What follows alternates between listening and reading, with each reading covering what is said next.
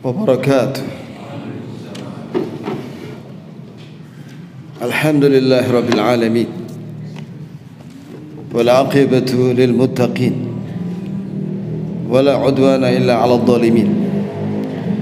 Asyhadu an la ilaha illallah wahdahu la syarika lah wa asyhadu anna Muhammadan 'abduhu wa rasuluh. Sallallahu alaihi wa ala alihi wa sahbihi wa man tabi'ahum bi ihsan ila yaumiddin. Wa sallama tasliman katsira.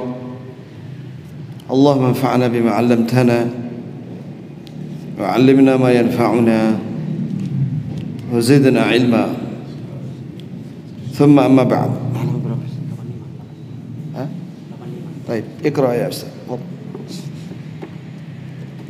بسم الله الرحمن الرحيم. قال المؤلف الشيخ عبد الرزاق بن عبد المحسن حفظه الله تعالى غفر الله لهما ولوالديهما ولجميع المسلمين. ومثل هذا قصة الأقرع بن حابس عندما رأى النبي صلى الله عليه وسلم يقبل الحسن رضي الله عنه فقال بالمناسبة إن لي 10 من الولد ما قبلت واحدا منهم فقال صلى الله عليه وسلم إنه من لا يرحم لا يرحم أي إذا لم يكن في قلب المرء رحمة بصبيانه فالجزاء من جنس العمل. Baik, dalam kisah Al-Aqra' bin Habis ketika melihat Nabi SAW mencium Hasan bin Ali, yaitu cucu Nabi SAW radhiyallahu anhuma, maka Al-Aqra' ini berkata di hadapan Rasulullah, aku memiliki 10 anak laki-laki, tidak pernah aku mencium seorang pun di antara mereka. Maka Nabi menjawab, sungguh barang siapa yang tidak sayang kepada anak-anak, maka dia tidak akan disayang oleh Allah. Maka di sini diambil faedah, balasan sesuai dengan perbuatan. Ini ketika seorang tidak sayang kepada anak, anak dan cucunya, maka Allah akan balas dengan dicabut rahmat di dalam hatinya orang itu,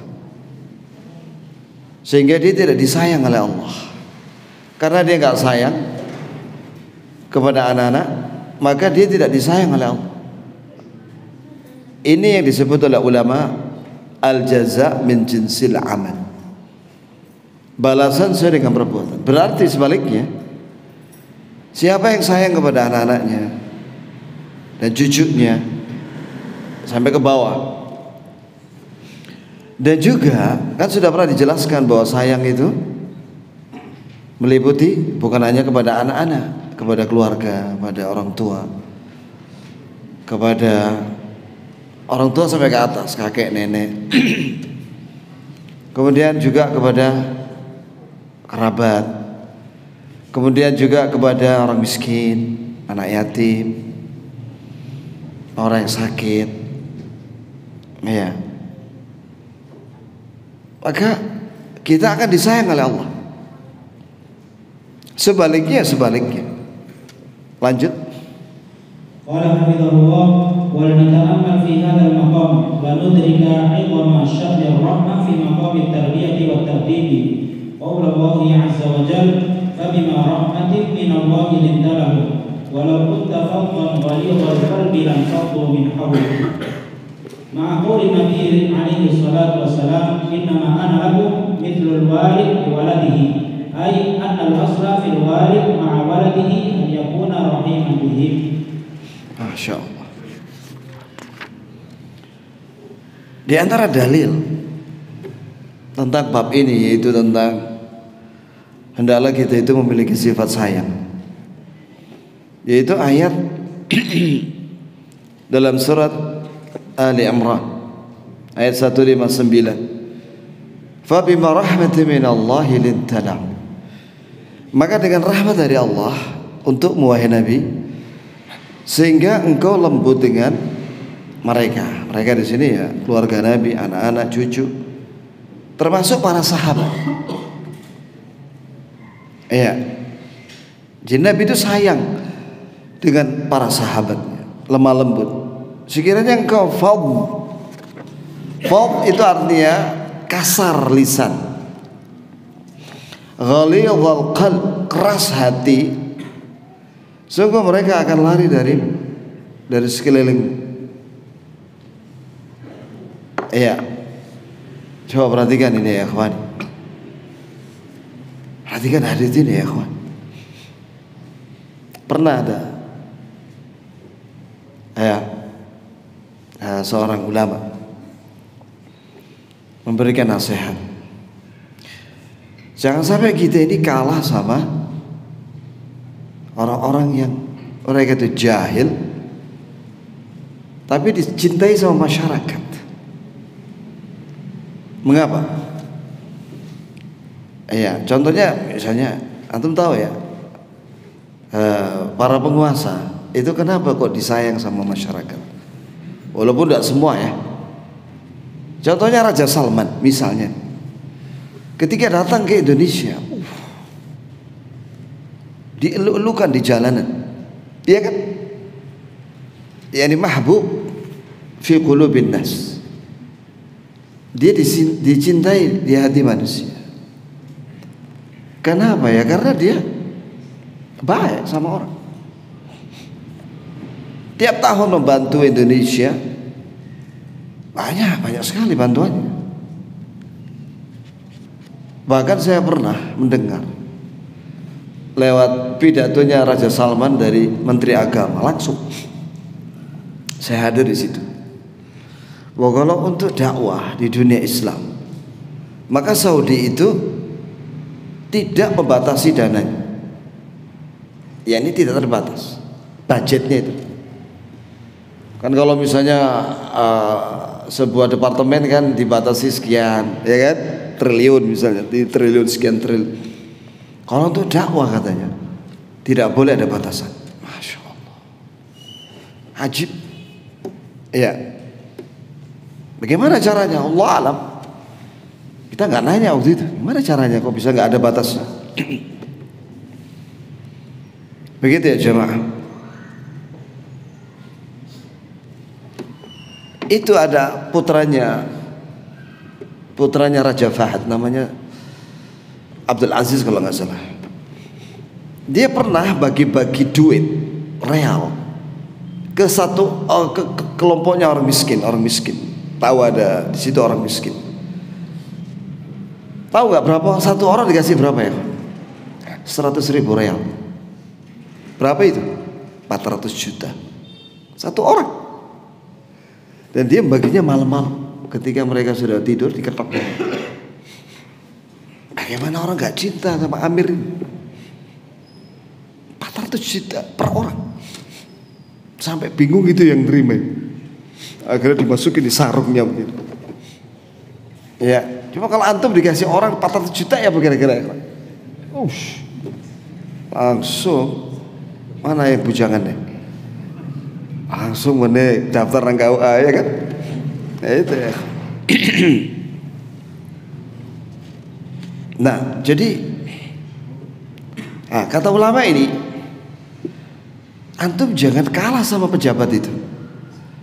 Pejabat itu nggak punya ilmu, tapi dia disenangi sama orang. Sama di pelosok-pelosok. Kenapa? Karena dia senyum. Lah antum dai nggak pernah senyum, gimana coba? Bagaimana disenangi sama masyarakat? Nah coba lihat, ini penting ya kawan. Ya, sahih wallahi. Makanya kita penting sering-sering membaca sejarahnya Nabi Muhammad SAW. Wallahi banyak yang kita nggak tahu bagaimana baiknya Nabi SAW. Kemudian Nabi pernah bersabda, sesungguhnya saya ini dengan kalian, ini dengan para sahabat, itu seperti seorang bapak dengan anaknya. Masya Allah. Jika seorang bapak sayang kepada anak, begitu pula saya dengan kalian itu sayang. Masya Allah. Makanya manusia yang paling dicintai di bumi siapa ya? Rasulullah Muhammad SAW. Lanjut. ولهذا فإن جماعة من المفسرين أوردوا هذا الحديث تحت هذه الآية في سياق بيان معناها وإيضاح مدلولها تنبيها بذلك إلى عظم شأن الرحمة في مقام التأديب والتربية وأن انتزاع الرحمة من القلوب وأن يحل محلها العنف والشدة موجب للتفرق والشقاء كما سبق وهذا فيه بيان أن من يوفقه الله عز وجل لرحمة أبنائه فإن ذلك موجب لرحمة الله سبحانه وتعالى له فإن من يرحم يرحمه الله ومن لا يرحم لا يرحم. Sahih.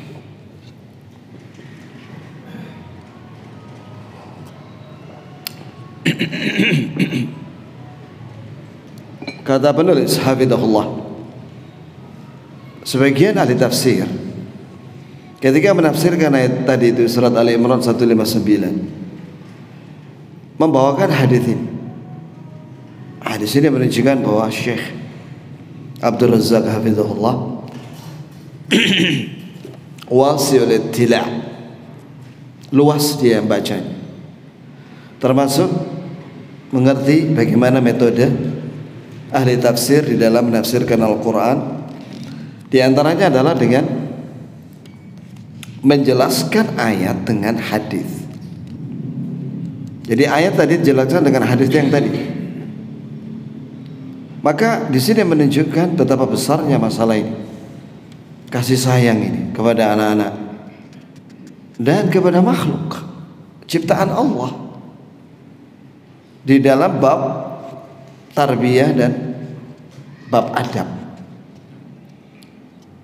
Bahwasanya apabila rahmat itu, kasih sayang itu dicabut dari hati manusia, sehingga di dalam hatinya itu yang ada adalah keras, kaku, maka itu bisa menyebabkan at-tafakkuk, yakni perpecahan pastilah ya, dan ketidakbahagiaan, yakni kesedihan. Jika rahmat ada pada hati manusia, disitulah tumbuh kelembutan. Jika rahmat dicabut di dalam hati manusia, maka akan terjadi perpecahan. Maka di sini menunjukkan juga sebagaimana yang dijelaskan tadi sebelumnya, barang siapa yang diberikan taufik, kemudahan oleh Allah Azza wa Jalla untuk sayang kepada anak-anaknya, sebab bahwa itu menyebabkan dia dirahmati oleh Allah. Bahwasanya disimpulkan lagi siapa yang sayang akan disayang oleh Allah, dan siapa yang tidak sayang kepada anak-anaknya dan kepada keluarganya dan hal-hal siapa yang harus kita sayangi, kita sayangi. Siapa yang tidak sayang, maka dia tidak akan disayang oleh Allah. Lanjut. وهذه الرحمة بالعيال والتي منها تقبيل المرء لصبيانه لها آثارها التربوية والنفسية على الطفل وعلى نشأته وبعده عن النزع وبعده وعلى نشأته وبعده عن النزع العدوانية والشر. ولهذا جاء في السنة الصحيحة عن النبي صلى الله عليه وسلم الوصية بالعدل بين الصبيان حتى في القبل ونحوها من ضم وإجلاس في الحجر وحمل على العاتق ونحو ذلك. Ya, bab rahmat sayang dengan keluarga ini. Ya, yang di dalamnya ada mencium anak-anaknya. Itu ada pengaruh yang positif di dalam tarbiyah ya, dan di dalam kejiwaan atau psikologis anak-anak itu di dalam perkembangannya, dan jauhnya dia dari an-naz'ah. Naz'ah itu menentang dan permusuhan. dan keburukan dan kejahatan dengan orang tuanya. Begitu ya jemaah. Jadi kalau misalnya ada seorang anak nasallallahu alaihi wasallam dia benci sama orang tuanya, mungkin salah satu sebabnya adalah sifat orang tuanya yang tidak sayang kepada anaknya dari kecil. Iya. Walaupun sebenarnya nggak boleh juga anak itu memusuhi orang tuanya, nggak boleh ya. Iya. Tapi kata orang Indonesia, tidak ada asap kalau tidak ada api. Ada akibat karena ada sebab. Itu sunnatullah. Maka berarti di sini harus koreksi diri dan memperbaiki diri. Kemudian di dalam sunnah sahihah dari Nabi SAW, salah satu bentuk rahmat adalah adil terhadap anak-anak, baik dalam pemberian. Jadi antum kalau ngasih bolpen kepada satu anak, antum kasih bolpen kepada anak yang lain jika anak antum lebih dari satu, dengan bentuk yang sama.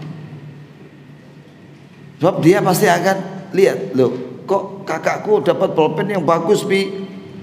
Sudah disamakan aja bolpennya, ya, biar tidak cemburu atau dengki. Termasuk keadilan terhadap anak-anak dalam hal mencium.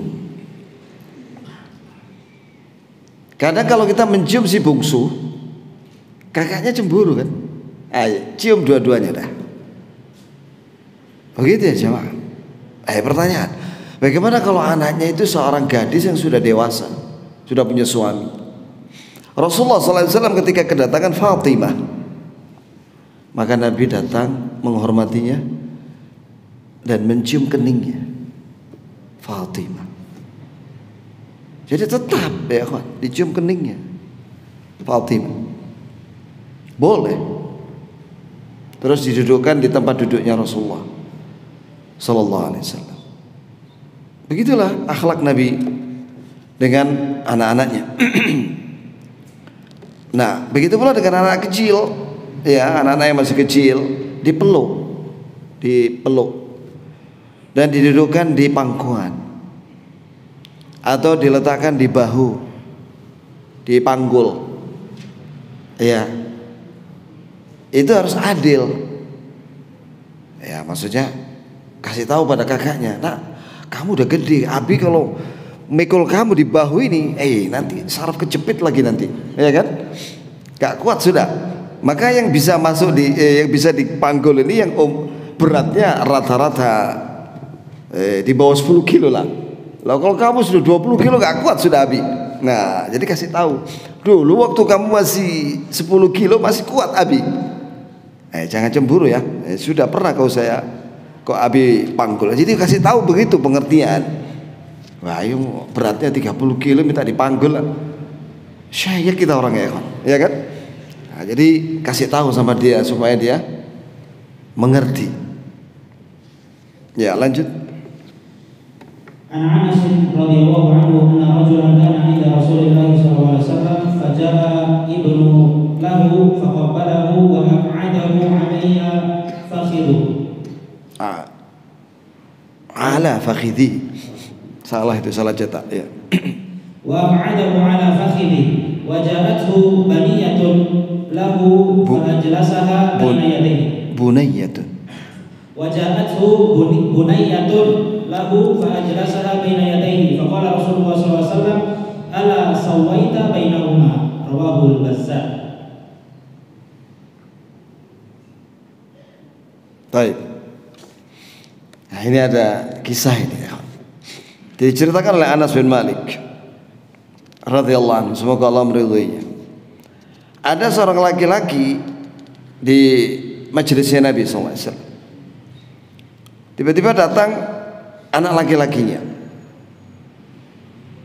Maka dicium anak laki-lakinya itu, kemudian dipangku, ya, di pahanya. Kemudian datang anak perempuannya, sama-sama masih kecil. Ya, kemudian didudukkan di depannya, tidak di pangku. Coba lihat ya, kan. Maka Rasulullah bersabda, "Ala sawaita bainahuma?" Kenapa kamu tidak menyamakan sikapmu dengan keduanya? Yani, kenapa kamu perlakukan anakmu yang laki-laki lebih kau cium, kemudian kamu dudukkan di paha, sedangkan anak perempuanmu kamu dudukkan langsung di depanmu saja? Kenapa kamu nggak cium dia dan dudukkan juga di pahamu yang sebelah kiri? Coba lihat ya. Ya, di sini menunjukkan keadilan itu sampai dalam hal kasih sayang secara zahir ya. Secara zahir ini memperlakukan secara zahir, menciumnya dan menggendongnya atau mangku dan lain sebagainya. Kalau rahmat sayang dalam hati, umumnya bapak atau ibu itu lebih sayang kepada, kalau si bapak biasanya sayang kepada anak perempuannya, biasanya lebih kasihan gitu. Kalau si ibu, umi, biasanya lebih sayang kepada anak laki-laki. Itu biasanya begitu, biasanya. Tapi jangan ditampakkan dengan lahiriahnya. Dalam hal pemberian tetap sama. Adapun masalah hati itu pemberian dari Allah. Ya, jelas ya jemaah. Lanjut. Warwahu ibn al-Arabi fi mu'jamihi wa lafzihi qala kana Nabi sallallahu alaihi wasallam jalisan wa 'indahu rajul faja'a ibnu rajul fa aq'adahu ar-rajul fi hijri wa ja'at ibnatuhu fa aq'adaha ila lasqihi fa qala Nabi sallallahu alaihi wasallam ala 'adalta bainahuma. Ya, ini mirip dengan riwayat yang tadi. Dalam diriwayatkan oleh Ibnu al-Arabi dalam mu'jamnya. Coba lihat ya kan. Di sini menunjukkan rujukan dari Syekh Abdul Razak di sini ya. Luas, bukan hanya kutubus sittah, Bukhari, Muslim, Abu Dawud, Tirmidzi, Nasai, Ibnu Majah, tapi juga Al-Bazzar, Mu'jam Ibnu al-Arabi. Allah alam, apakah ya, kalau zaman sekarang sih tinggal diklik gitu ya, misalnya bab rahmah gitu ya, di Maktabah Syamilah muncul semua takhrijnya. Ala kulli hal, tapi tetap dalam kaidah ilmiah, walaupun itu tertulis dalam komputer di Maktabah Syamilah, ya, takhrijnya tetap dalam amanah ilmiah harus merujuk ke buku aslinya. Nah, coba lihat di sini ya, Syekh merujuk kepada buku aslinya disertai dengan takhrijnya Syekh Al-Albani. Mana dalilnya? Coba lihat antum, nomornya di situ tertulis, nomor hadisnya. Berarti beliau merujuk kepada buku aslinya. Disebutkan di situ bahwa Nabi SAW duduk, di sampingnya ada seorang laki-laki. Tiba-tiba datang anak laki-laki, anaknya bapak itu, kemudian didudukkan di pangkuannya. Ketika datang anak perempuannya didudukkan di lazkihi. Lazkihi itu di depan dia, ya, ini tidak di pangku, tidak di pangku. Yang di pangku cuma anak laki-laki saja. Anak perempuannya enggak di pangku. Maka Nabi bersabda, ala adalta bainahuma? Kenapa kamu tidak adil terhadap keduanya? Masya Allah. Apalagi orang ada zaman sekarang, ketika mau mati dia bilang, semua hartaku untuk anak bungsuku. Wah, ini nggak boleh ya kawan. Ini nggak adil, zalim ini. La wasiyah li waris. Tidak ada wasiat untuk ahli waris. Kenapa? Karena ahli waris sudah ditentukan bagiannya menurut syariat. Ya, jangan semua hartanya diberikan pada si bungsu. Nanti bikin marah, pertengkaran kakak-kakaknya dengan adiknya, dimusuhi adiknya. Na'udzubillah min dzalik. Lanjut. Li'annahu illam ya'dil bainahum rubbama awjada bainahum hasadan aw dhillan aw naza'atin udwaniyah. Sahih. Sebab kalau tidak adil dalam hal tadi itu, Ya, yang satu di pangku, yang satu diletakkan di lantai. Itu menyebabkan anak-anak itu ada dengki. Si perempuan nanti dengki sama kakaknya atau adiknya, atau permusuhan. Ya, itu maksudnya. Lanjut. فمن الرحمة بالأبناء العدل بينهم والبعد عن الجور والحيف والظلم لأن الأب إذا لم يعدل بين أبنائه أوجد بينهم العداوة والتحاسد والتباغض وإن عدل بينهم كان ذلك من أعظم أسباب تواديهم وتراحمهم وبرهم وبرهم به. Baik.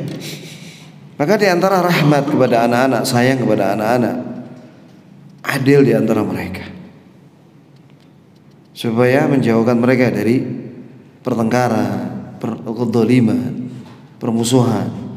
Sebab seorang bapak jika tidak adil di antara anak-anaknya, berarti sadar atau tidak sadar, dia telah membuat permusuhan di antara anak-anaknya, dengki di antara anak-anaknya, dan marah di antara anak-anaknya.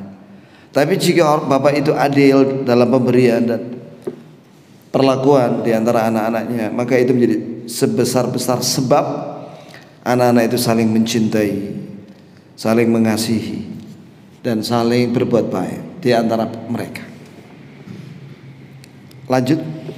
Rawal Bukhari fi sahihihi 'an Nu'man bin Bashir radhiyallahu anhu anna abahu na'alahu ardan wa anna walidatahu talabat min abihi an yushhida Rasulullah sallallahu alaihi wasallam 'ala dhalik. فلما أتى رسول الله صلى الله عليه وسلم قال له أعطيت سائر ولدك مثل هذا فقال لا فقال صلى الله عليه وسلم فاتقوا الله واعدلوا بين أولادكم وفي رواية لا أشهد على جور. Ini hadis Bukhari Muslim. Ya, sebutkan dalam catatan kaki di sini Bukhari Muslim. Disebutkan di sini dari Nu'man bin Bashir, semoga Allah meridhoi keduanya, bahwasanya ayahnya yaitu Bashir memberi kepada Nu'man tanah, dikasih tanah. Maka uminya Nu'man meminta kepada ayahnya, yaitu suaminya maksudnya, yaitu Bashir, agar meminta Rasulullah sebagai saksi atas pemberian tanah itu kepada Nu'man dari bapaknya. Ketika datang kepada Rasulullah SAW,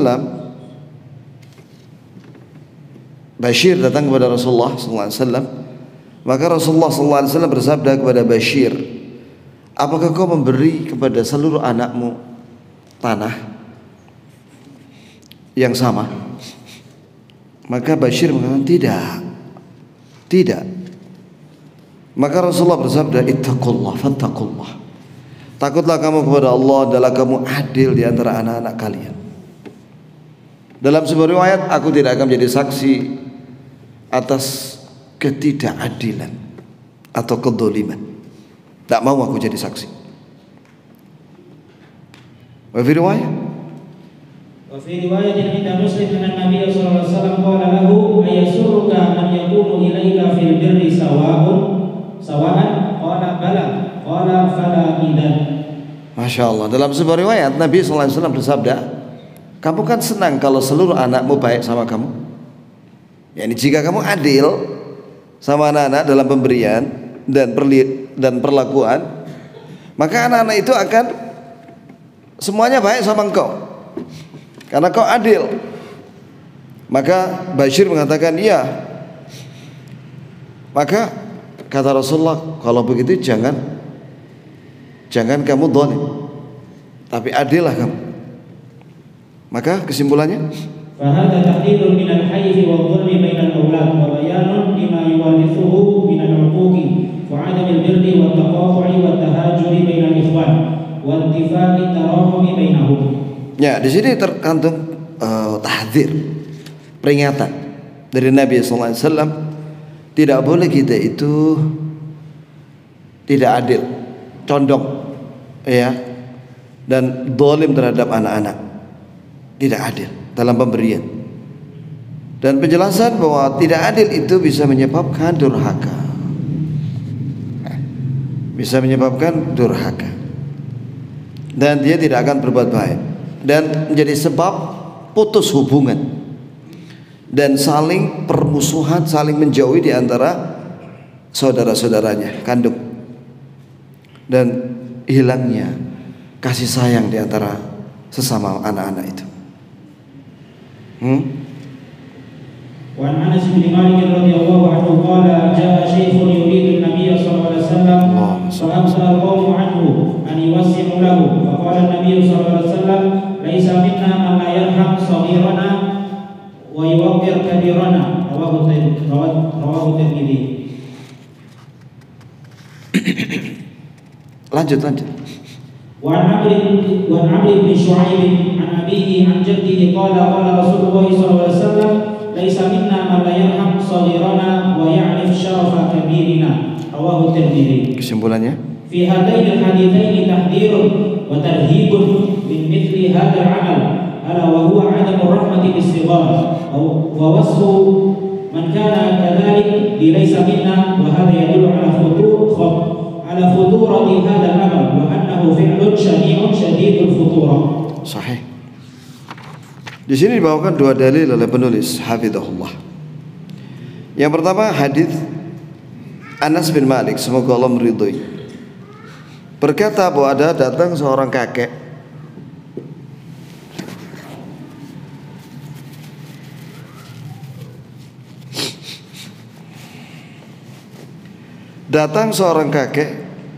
ingin mendatangi Nabi.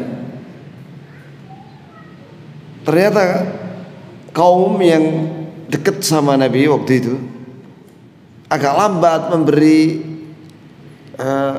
lambat gesernya.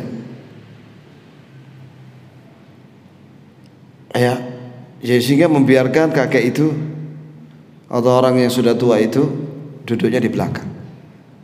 Padahal bisa sebenarnya dia bisa maju ke depan kalau geser tempat duduknya.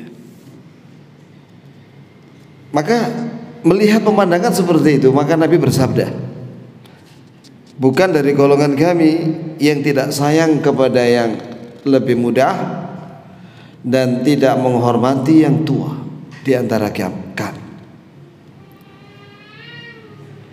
Nah, coba lihat ya kawan, ini Islam ya kawan.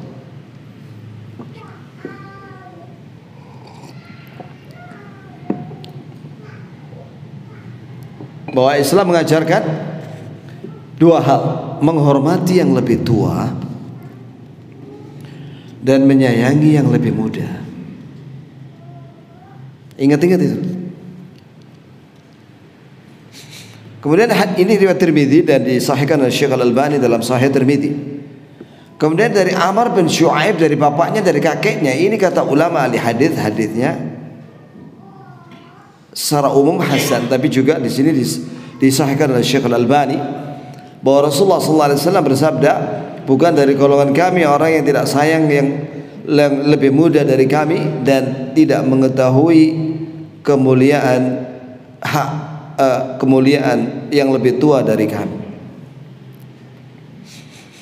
Di dalam dua hadis tersebut terkandung peringatan, ancaman terhadap yang tidak menghormati yang tua dan tidak menyayangi yang lebih muda.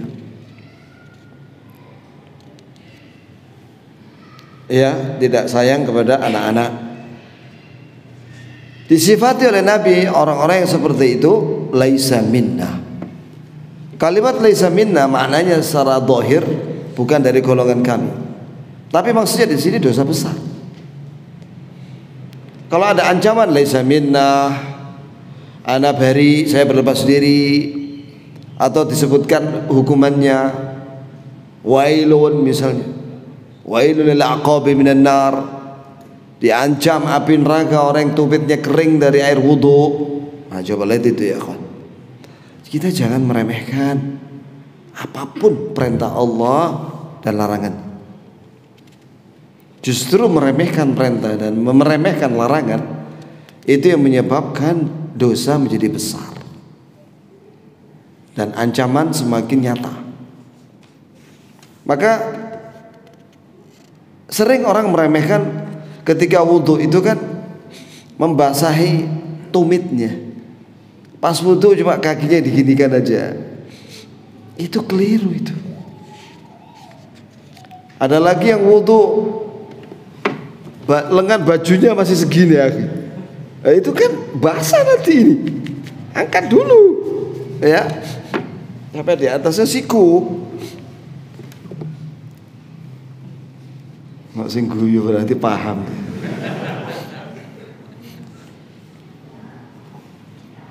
Tahu kenyataan berarti antum. Tapi ya kan ya.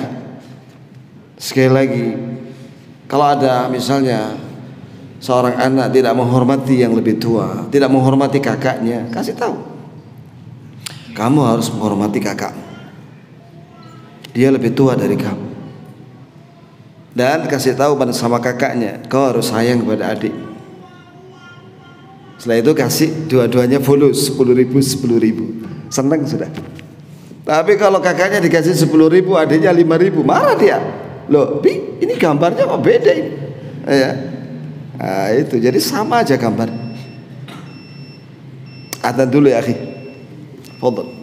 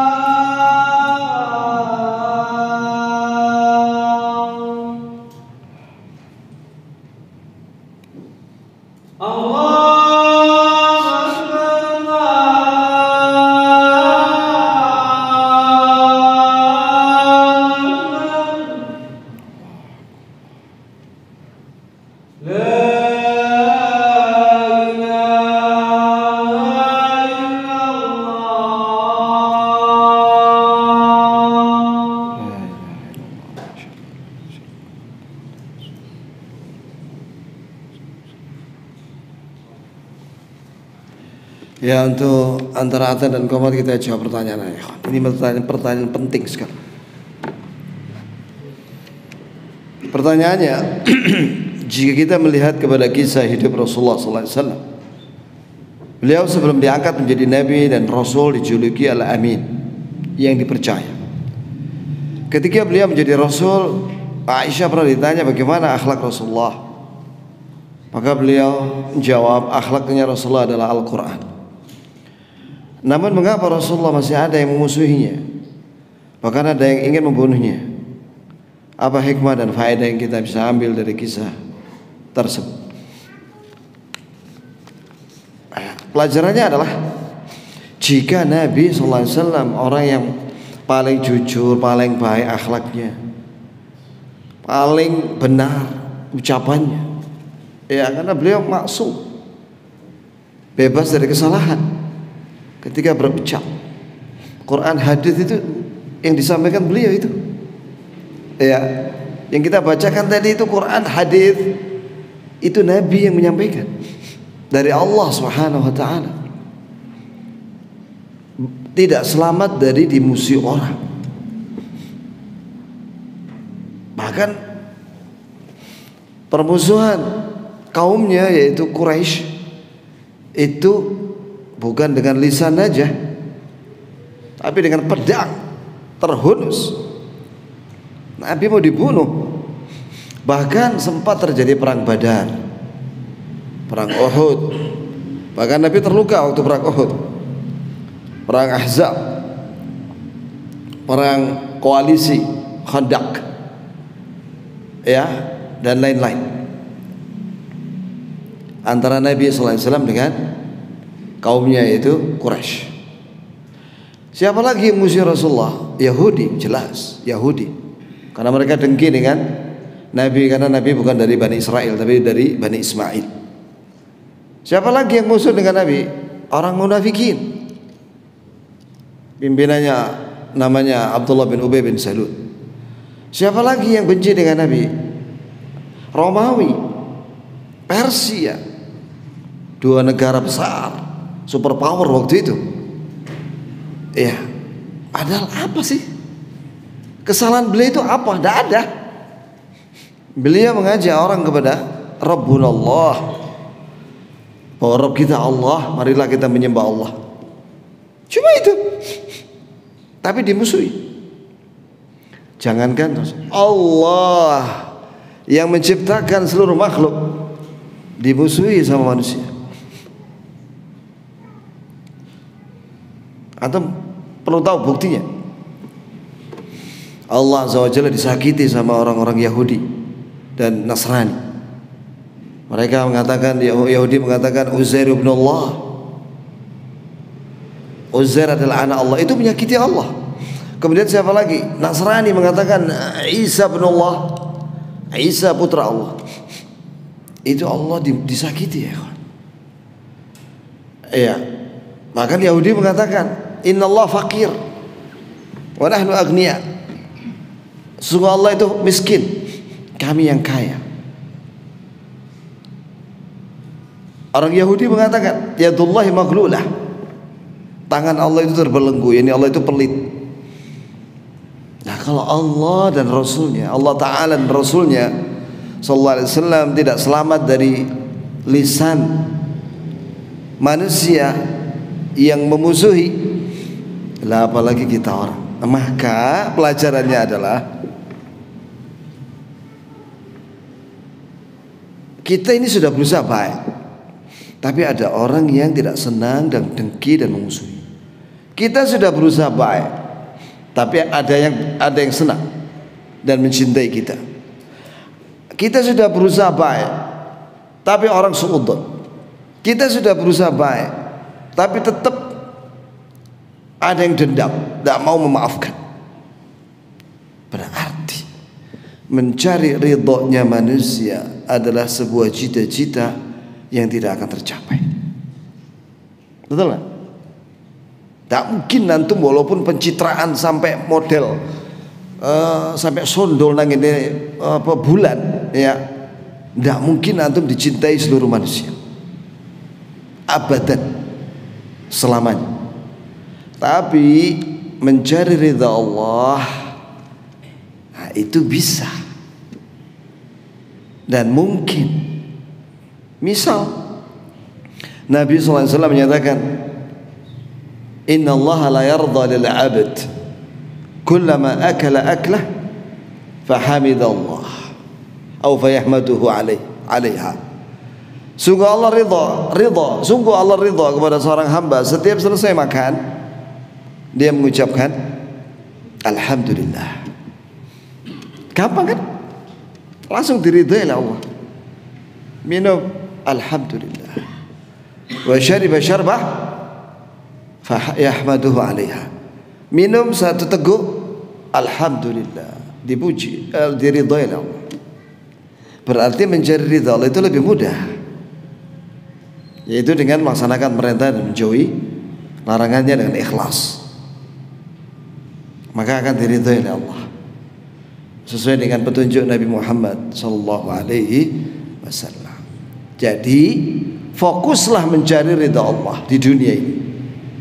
Qul inna salati wa nusuki wa mahyaya wa mamati lillahi rabbil alamin. Katakanlah wahai Nabi kepada manusia, sesungguhnya salatku dan sembilan kurbanku dan hidupku di dunia ini dan matiku lillah, untuk mencari ridha Allah Rabbil alamin. Dialah Rabb yang menciptakan alam semesta, la syarikalah, tidak ada tandingan bagi Allah. Itulah yang Nabi ajarkan kepada kita. Maka antum, kita semua yang hadir di sini dan yang mendengar ini barangkali, maka jangan lupa bahwa antum mustahil bisa mendapatkan ridhonya semua orang, dan antum tidak diwajibkan itu oleh Allah. Tapi yang wajib bagi antum melaksanakan perintah Allah dan jauhi larangannya dengan niat mencari ridha Allah semata. Alhamdulillah. Memang kita disuruh berakhlak yang baik, sebagaimana Rasulullah tadi mengajarkan ya, adil. Tapi itu karena ridha Allah Azza wa Jalla. Dalam muamalat kepada manusia, bergaul dengan manusia, jual beli, sewa menyewa, berinteraksi, ada gesekan dan sebagainya, itu kita jangan mencari ridhonya mereka, tapi dalam rangka mencari ridha Allah. Walaupun yang kita ajak muamalat itu gak ridho sama kita, padahal kita udah berusaha sesuai syariat, tapi orang itu tetap gak ridho. Manusia, kita gak tahu isi hatinya. Ya, dia mau ghoror, dia mau menipu, dia mau curang dan lain sebagainya, kita nggak tahu ya. Ya kita jangan cari ridhonya manusia dalam bermuamalat dengan manusia, tapi mencari ridha Allah. Itulah kewajiban kita ya. Alhamdulillah. Kita akhiri dengan apa? Ada pertanyaan lagi? Tidak ada? Subhanakallahumma bihamdik asyhadu an la ilaha illa anta astaghfiruka wa atubu